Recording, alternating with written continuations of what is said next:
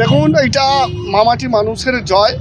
সমস্ত বাংলার সমস্ত প্রান্তেও কোঅপারেটিভ নির্বাচন হোক বা সাধারণ নির্বাচন হোক, মানুষরা মমতা বন্দ্যোপাধ্যায়ের উপর আস্থা রেখে সমস্ত নির্বাচনকে আমাদের আশীর্বাদ দিচ্ছেন এবং আমরা জিতছি।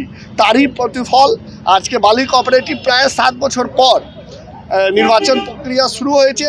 নমিনেশন লাস্ট ডেট আজকে ছিল এবং কোনো বিরোধী দল বিরোধী দলের কোনো একটা লোক বিরোধী দলরা পায়নি যে এসে নমিনেশন তুলবে। আমরা ওয়েট করছিলাম, সমস্ত দলকে আমন্ত্রণ জানিয়েছিলাম তারা এসে নমিনেশনটা যেন করুক এবং আমরা লড়াই করে জিততে চাই। কিন্তু ওরা যেভাবে সিপিএম যেভাবে বালি কোঅপারেটিভকে ধ্বংস করেছিল, মমতা বন্দ্যোপাধ্যায় যেভাবে আবার জীবিত করেছেন, তাতে বালির মানুষ আস্থা মমতা বন্দ্যোপাধ্যায়ের উপরেই থাকলো।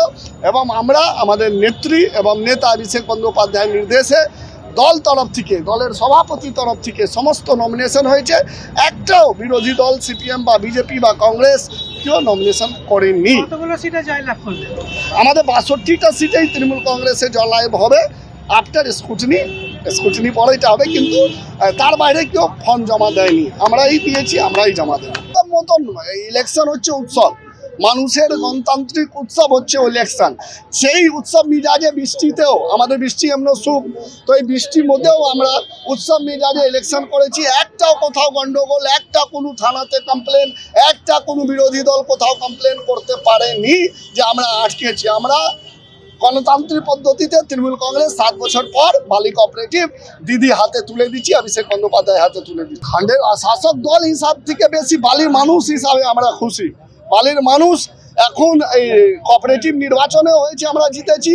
বালি মিউনিসিপ্যালিটি নির্বাচনে করতে আমরা প্রস্তুত।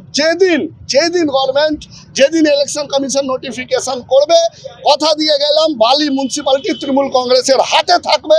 বিরোধীরা একটা ওরা চালিয়েছিল কোঅপারেটিভ, তারা ধ্বংস করে দিয়েছিল কোঅপারেটিভকে, তারা বন্ধ করে দিয়েছিল কোঅপারেটিভকে, দুর্নীতি করেছিল।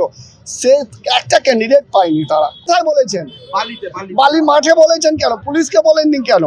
কমপ্লেন করেননি কেন? ওপেন চ্যালেঞ্জ দিচ্ছি আমি, মোহাম্মদ সেলিম ক্ষমতা থাকলে একটা প্রমাণ করে দিক যে আমরা সিপিএমকে বা বিজেপিকে আটকেছি। একটাও কাউকে আটকায়নি। মোহাম্মদ সেলিম বালিতে থাকেন না, তাই জানেন না। এখন বাজকে গেলে তো বলতে হবে কিছু। ইলেকশনে হেরে যাচ্ছেন, একটা ক্যান্ডিডেট পাচ্ছেন না, তার তো কিছু কথা বলতে হবে। তারা একটা রাজনীতি দল, সে নিজে কথা বলে গেছেন। 1000 লোক ছিল না বালি মাঠে, তার থেকে 10 গুণ বেশি লোক নিয়ে আমরা মিছিল করেছি কালকে।